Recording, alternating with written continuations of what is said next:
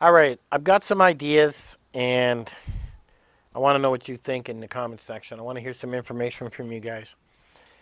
Now, Donald Trump suggested we open up the country and basically the strongest survive. You go out to work, we do our thing, you catch the virus, you go home, you die.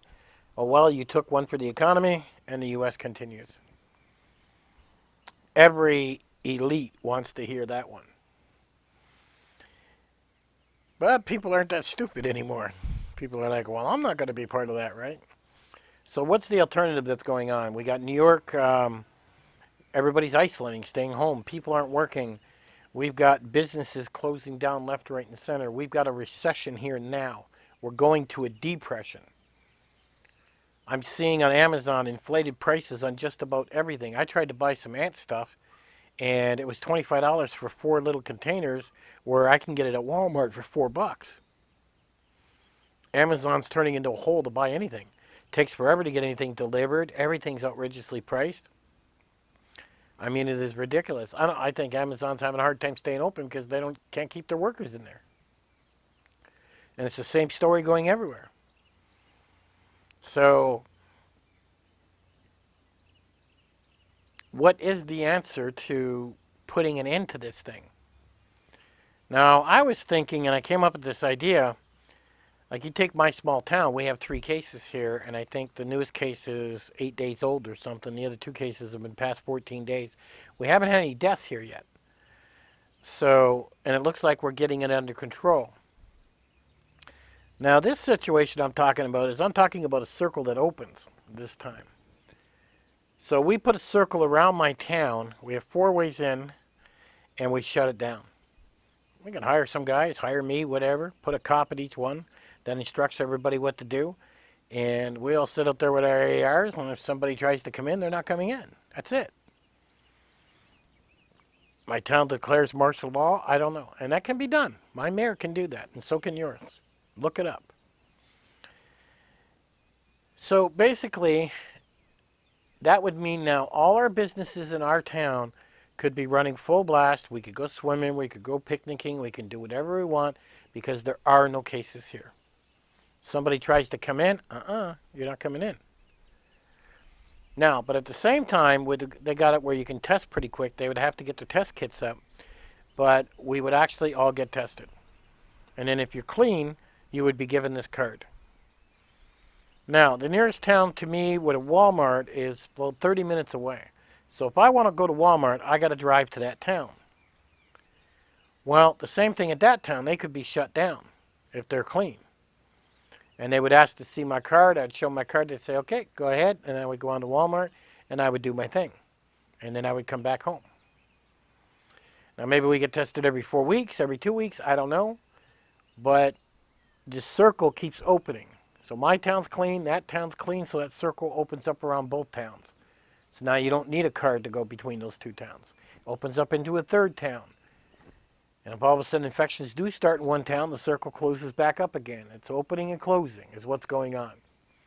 So places like New York and California, they would be shut down in the quarantine. Nobody goes to New York, nobody leaves New York. And if that entire city crashes and dies, oh well, not the entire U.S. crashes. There are many places in the United States that do not have this. And they could be moving along and making their money. Now, at the same time, you got that stimulus coming out. Well, that stimulus will no longer be needed for people in my town. I'm sure they wouldn't like that, but because they're still making money and doing what they do. But you take New York now that is suffering and can't work.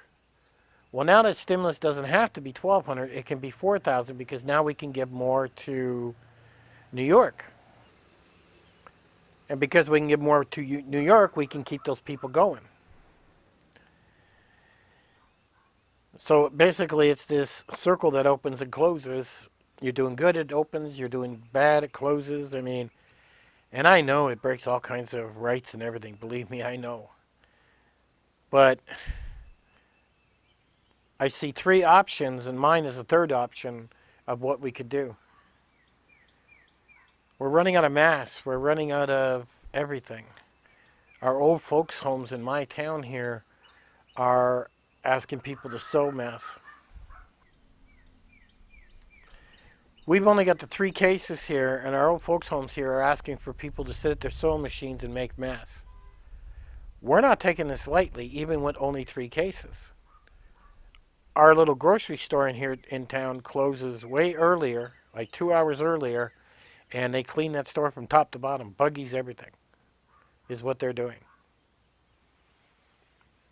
Now, what I've noticed is a lot of businesses have dropped the ball.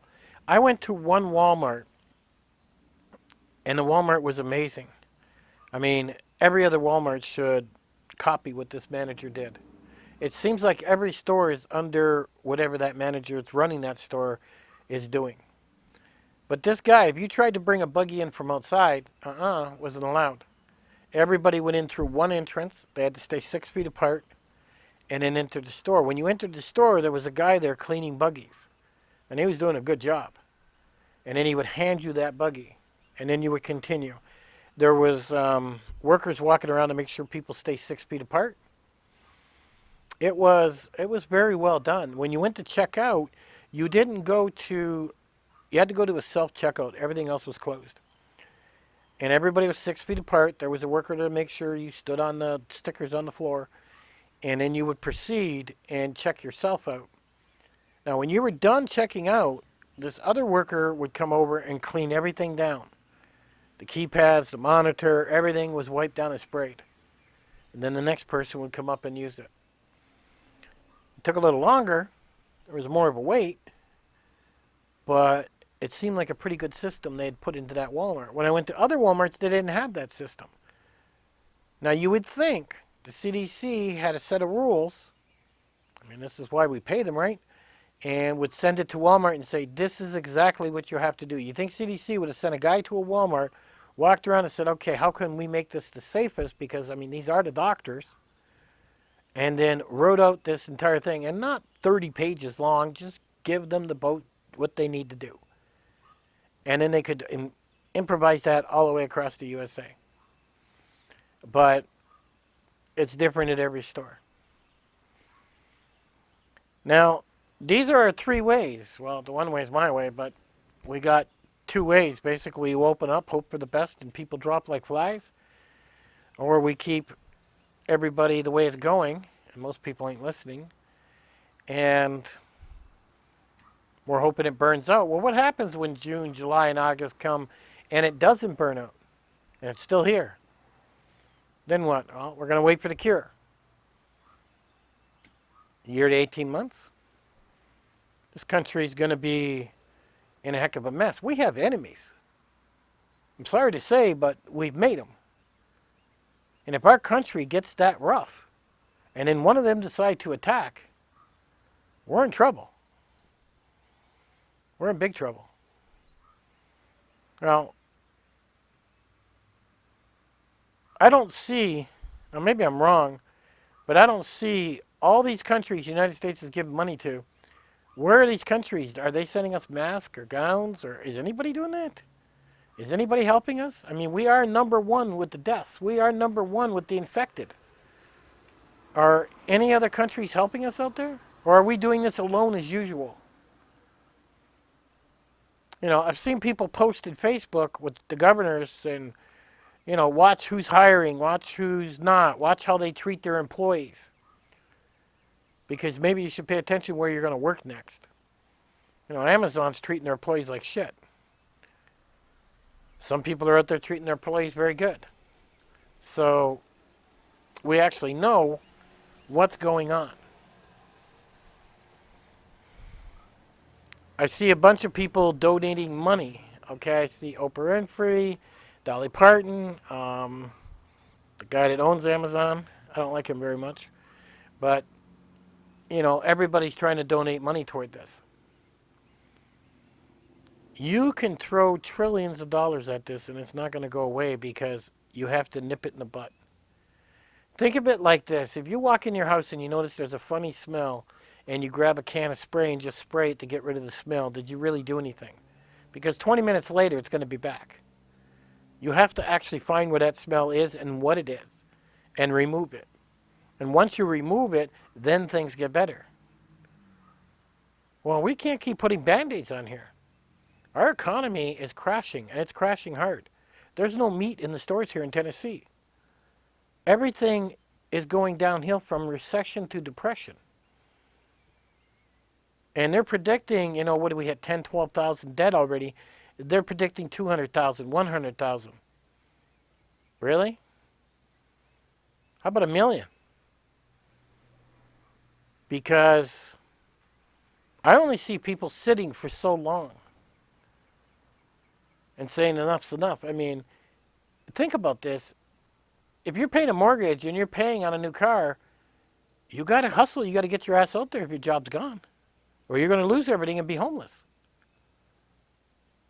And when you're competing against, 10 million people that are doing this, what happens now? If you were one of those people that didn't take this serious, you better wake up. Because if they continue down this road like New York's doing,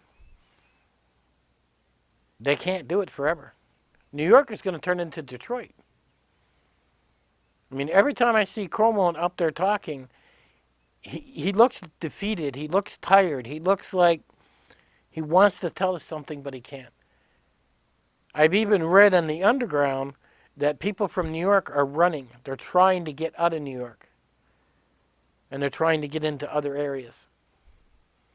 Obviously, these are people with money. Sad part is, when something like this hits, the poor get hit the hardest. They don't have the money to pick up and leave. They don't have the money to do things. They are hit the hardest, and we can only help them so much. Sooner or later, there's the ones that fall in the cracks, and they die. And you can see that right now because, well, I don't see them talking about the homeless too much, do you? I hear it every now and then. And homeless people are already disease infected. And they're going to be starving out there. Have they gotten this virus? Is it going crazy? I don't know. So, I see 3 ways this is going. The way I suggested with my way, with the circle opening and blocking things off and shutting it down, I know it's like a movie, and it steps on rights. Or you do the Donald Trump way, we open it up and just, the weak die. Funeral homes make a killing, get the economy back. Or we keep doing what we're doing, trying to make this country survive while our back doors are open for another country to come in and attack us, and our economy completely crashes, and we turn into a third world country. Anyhow, let me know in the comments section, do you agree with me on what I'm saying with the cards testing, moving between towns, shutting everybody down, keeping the sick from moving around? It breaks all kinds of rights. Or do you agree with Donald Trump and we should open it up and just let it fly and see who lives and who dies? After all, once we make it through it, we're going to have a lot more strong humans, aren't we? Anyhow, I'll catch you guys on the next one.